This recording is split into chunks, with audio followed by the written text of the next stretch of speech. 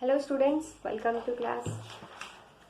Today we are going to start a new chapter, that is study of compounds. Okay, and its new topic is going to start today, that is ammonia. Okay, ammonia. So ammonia was initially called alkaline air. Okay, alkaline air. Why? Because ammonia is basic in nature. Okay, it's basically alkaline in nature. That's why it is called alkaline air. Okay, in the free state, if we see its occurrence, where in very small quantities it is found in the atmospheric air and natural water. Okay, in the combined state, it's found in ammonium salts and ammoniacal liquor. It's the major source of ammonia. Okay. Next, there is laboratory method of preparation. The main thing is preparation. So it's laboratory method. In the laboratory method, we can use ammonium salt with alkali. Okay, ammonium salt when react with alkali form salt, water and ammonia gas. Okay, so if there is a salt, ammonium salt, okay, this is ammonium sulfate, is react with alkali, NaOH, it will form sodium sulfate, Na2SO4 and water and ammonia gas. Next, if another salt, ammonium chloride, will react with NaOH base, it will form a salt, that is sodium chloride, water and NH3 gas. Okay. So for laboratory preparation, we are using NH4Cl, that is ammonium chloride, and with calcium hydroxide. Alkali we are using, that is calcium hydroxide. It will form a salt, calcium chloride, water and NH3. Okay. So see, its reaction. Okay, this is the reaction. Okay, this is the reaction and this is the setup. How it will feed. See, okay, there is a round bottom flask. We have to put it in inclined way. Okay, there is a mixture of NH4Cl and CaOH2. Okay, CHOL, whole twice. There is a mixture heating. Okay, ammonium chloride and calcium hydroxide. So we have to give it heat. When there will be reaction, when it will be get heated, so then the NH3 gas will come out. Okay, then through this delivery tube it will come to a drying tower. This is called drying tower. Here we are using calcium oxide as drying agent. Okay, drying agent. There are lots of drying agent, but we are using here calcium oxide. Why we are using calcium oxide? Because calcium oxide is basic in nature. Okay, and this NH3 also is basic in nature, so they will not get react with each other. Okay, then here we are using CaO, okay, as drying agent. So this will dry this gas NH3, and then it will collected in this gas jar, which is kept inwardly.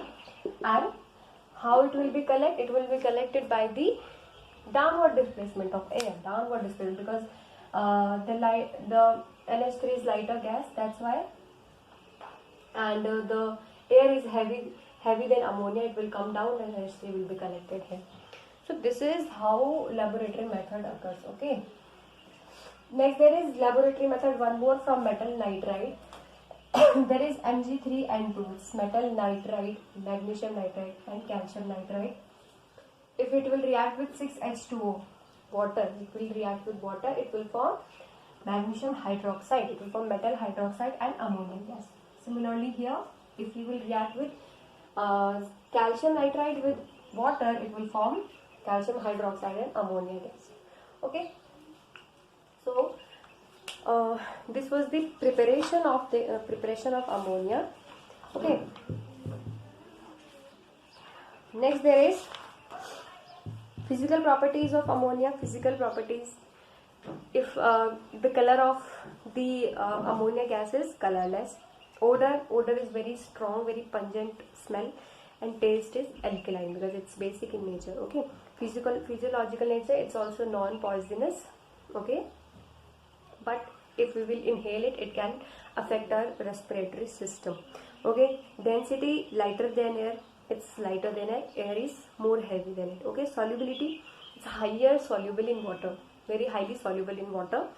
Okay, so its boiling point is -33.5 degree, freezing point -77.7 degree.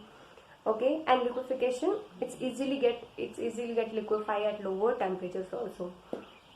So for its solubility, there is a fountain experiment similarly like HCl. In the HCl, we have done the same experiment is there for the solubility of NH3. So how we will show it? In a beaker, we will fill red litmus solution. Okay, red litmus solution, and okay, then a tube will be there. Okay, and a round bottom flask like this. Okay, and a dropper will be kept here. Okay, and in this jar there is a NH3 gas. Okay, ammonia gas. So ammonia gas, when we will squeeze this dropper, the water will come out.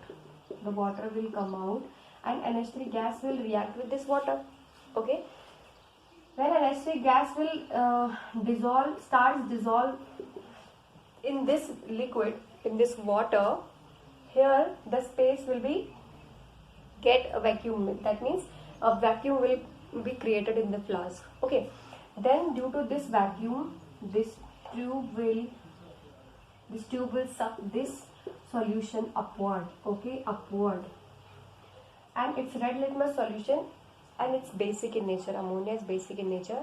So when this solution will come out, it will be of blue color.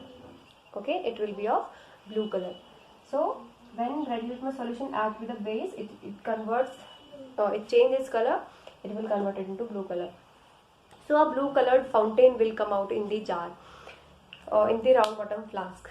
Okay, so this is the fountain experiment. So it shows that ammonia is very soluble in water. Okay,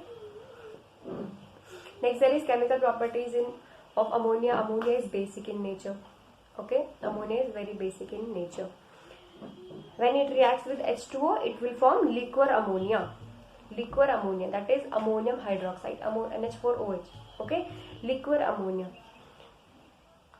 Okay, ammonium salt. If we will react ammonia gas with any acid, it will form ammonium salt. Like NH3, it's ammonia. It will react with any acid, it will form NH4Cl. Okay, NH4Cl, it's ammonium chloride. Okay, so this is the ammonium, this is the salt, how salts are formed. Okay, so it's enough for today. In next session we will study about the reducing nature. Okay, it's reducing actions and about its test. Okay, thank you.